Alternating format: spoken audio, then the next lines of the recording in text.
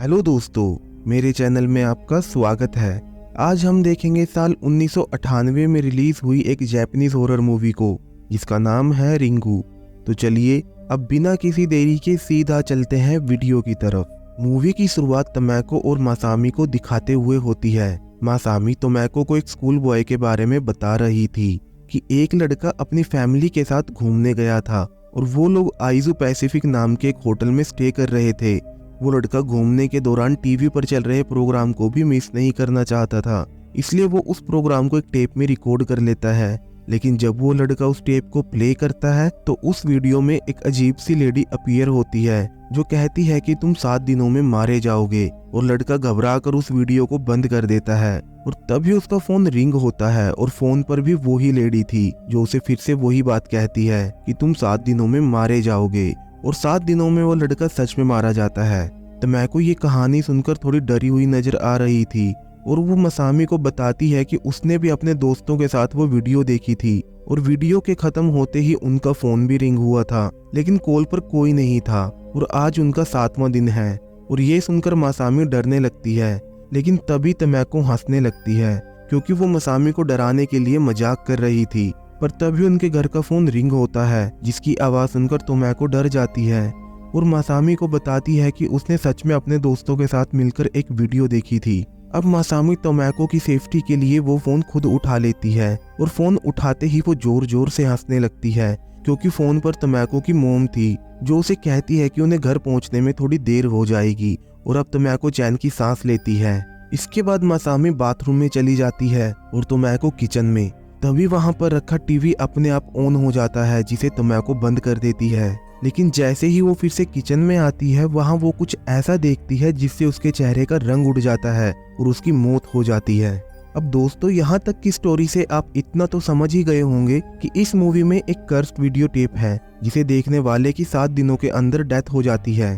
खैर, इसके बाद रिको नाम की एक न्यूज रिपोर्टर 3 लड़कियों की स्टेटमेंट रिकॉर्ड कर रही थी और वो लड़कियां उसे उसी वीडियो की वही स्टोरी सुनाती हैं जो मूवी की स्टार्टिंग में मासामी ने तोमोको को सुनाई थी। और उनमें से एक लड़की ये भी बताती है कि हाल ही में एक लड़के और उसकी गर्लफ्रेंड ने वो वीडियो देखी थी और फिर वो दोनों कार पार्किंग में अपनी कार में मरे हुए पाए गए थे।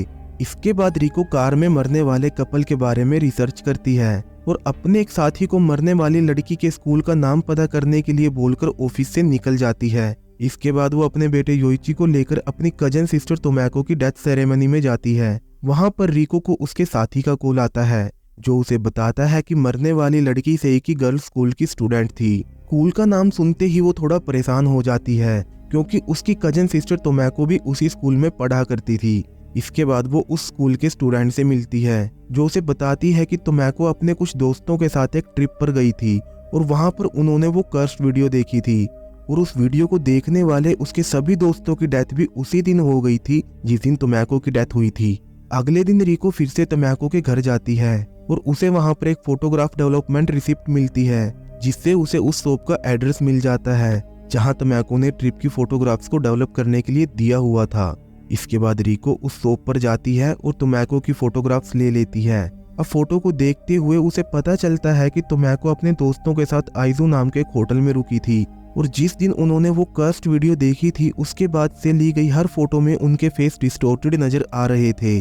अगले दिन रिको उस होटल में जाती है और रिसेप्शन पर पूछताछ के दौरान उसे वहां पर एक वीडियो टेप नजर आती है और पूछने पर उसे पता चलता है कि होटल वाले खुद भी नहीं जानते कि इस टेप में क्या है और ये यहाँ कैसे आई, और उन्हें लगता है कि कोई कस्टमर इस टेप को यहाँ पर भूल गया होगा। और रिको उस टेप को लेकर घर आ जाती है जहाँ पर हम पहली बार ये देखते हैं कि आखिर इस वीडियो में है क्या।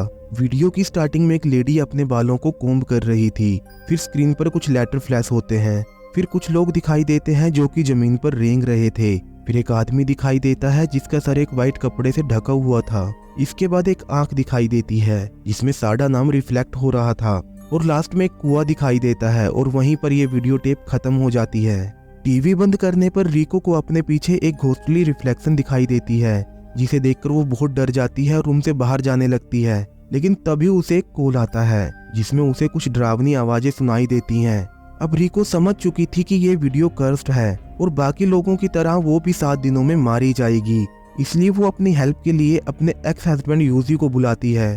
और सबसे पहले वो अपनी एक फोटो क्लिक करवाती है और एज एक्सपेक्टेड फोटो में उसका चेहरा भी डिस्टोर्टेड होता है। लेकिन यूजी को उसकी बातों पर भरोसा नहीं था, इसलिए वो खुद भी उस वीडियो को प्ले करके देखता है। लेकिन हैरानी की बात ये थी कि उसे वीडियो खत्म होने के बाद कोई कॉल नहीं आती और वो रिको को इस वीडियो टेप की एक कॉपी बनवाने के लिए कहता है ताकि वो बाद में इसे ध्यान से देख सके।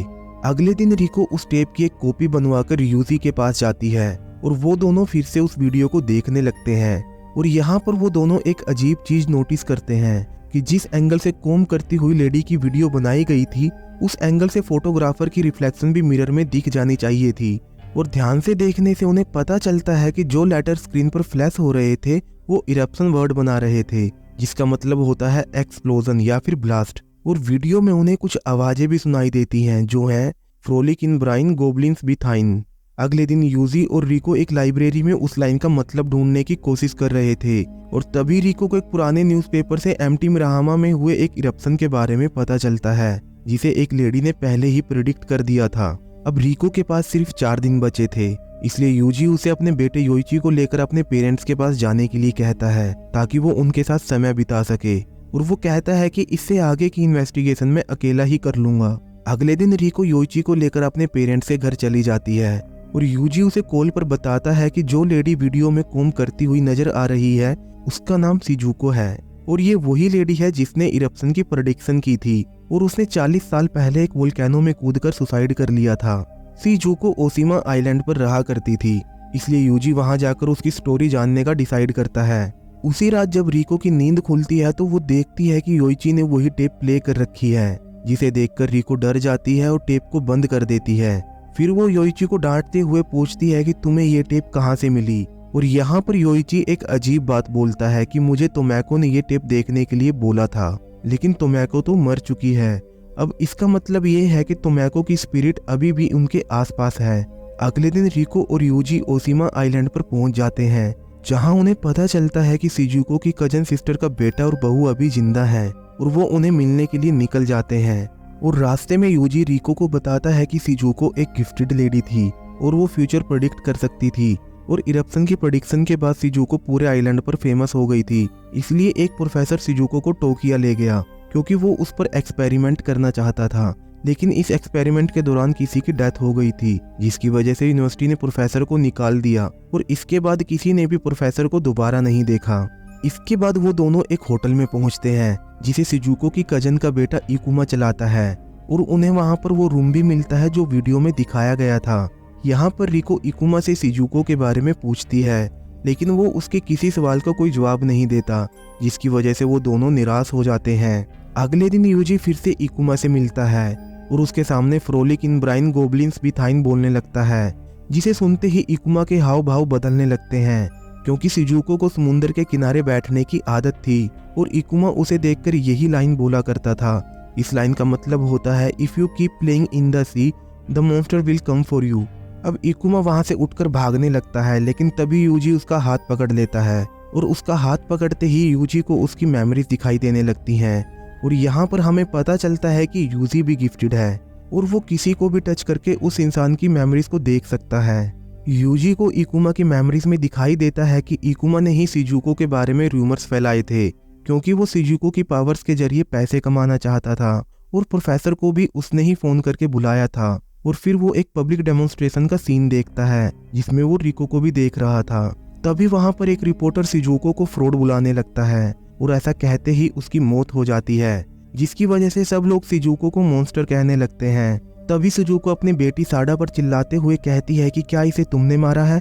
और यहाँ पर हमें पता चलता है कि साडा शिजुको और प्रोफेसर की बेटी थी और वो अपनी माँ की तरह ही गिफ्टेड थी, बल्कि वो अपनी माँ से भी ज्यादा पावरफुल थी और वो सिर्फ किसी इंसान की मौत की विश करने से ही उस इंसान को मार सकती थी, जैसा कि उसने अभी रिपोर्टर को मारा था। इसके बाद साडा भागकर रिको का हाथ पकड़ लेती है, जिसकी वजह से रियल लाइफ में भी रिको बेहोश हो जाती है और उसकी कलाई पर उंगलियों के निशान आ जाते हैं। और यहाँ पर यूजी और रिको समझ चुके थे कि ये टेप इस दुनिया की नहीं है और इस टेप पर साडा ने कर्ज दिया है कि जो भी इंसान इस टेप को देखेगा उसकी 7 दिनों के अंदर डेथ हो जाएगी। अब फाइनली इकुमा उनकी हेल्प करने का फैसला करता है और उन्हें बताता है कि शिजुको की डेथ के बाद प्रोफेसर ने साडा को एक कुएं में फेंक दिया था क्योंकि वो पहले से ही मैरिड था और ये वही कुआं है जो वीडियो में दिखाई दे रहा था और ये कुआं इजू होटल में ही था।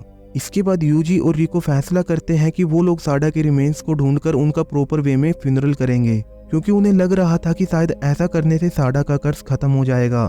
फिर वो दोनों उस कुएं तक पहुंच जाते हैं और उन्हें साडा के रिमेन्स मिल जाते हैं और ऐसा करते ही रिको की कलाई से उंगलियों के निशान गायब हो जाते हैं, जिससे उन्हें लगता है कि उन्होंने कर्ज खत्म कर दिया है। और फिर यूजी रिको को उसके घर छोड़कर अपने घर चला जाता है।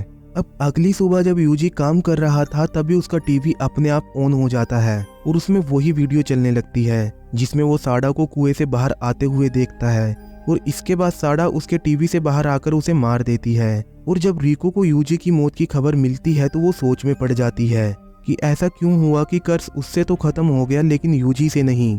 तभी उसे अपने पीछे यूजी की स्पिरिट दिखाई देती है जो उसके बैग की तरफ इशारा कर रही थी और वो बैग में उस टेप की कॉपी देखती है, जिसे देखते ही वो समझ जाती है कि उसके ऊपर से कर्ज साडा की रिमेन्स की वजह से खत्म नहीं हुआ, बल्कि इसलिए खत्म हुआ क्योंकि उसने इस टेप की कॉपी कराकर यूजी को दिखाई थी और ऐसा करने से उसका कर्ज यूजी पर शिफ्ट हो गया था। मतलब वो तो मरने वाली थी ही नहीं। अब यहाँ पर रिको को इस कर्ज से बचने का रास्ता मिल चुका था, जो था कि अगर इस वीडियो को देखने वाला इंसान 7 दिनों के अंदर किसी दूसरे इंसान को ये वीडियो दिखा दे तो कर्ज दूसरे इंसान पर शिफ्ट हो जाएगा और फिर वो इंसान भी 7 दिनों के अंदर किसी और इंसान को दिखा दे और ऐसे ही ये चेन चलती रहेगी। मतलब ये कर्ज कभी खत्म तो नहीं होगा लेकिन इससे कभी किसी की मौत भी नहीं होगी। इसके बाद वो योइची को बचाने के लिए इस टेप को लेकर अपने पेरेंट्स को दिखाने के लिए निकल जाती है और इसी के साथ ये मूवी यहीं पर खत्म हो जाती है।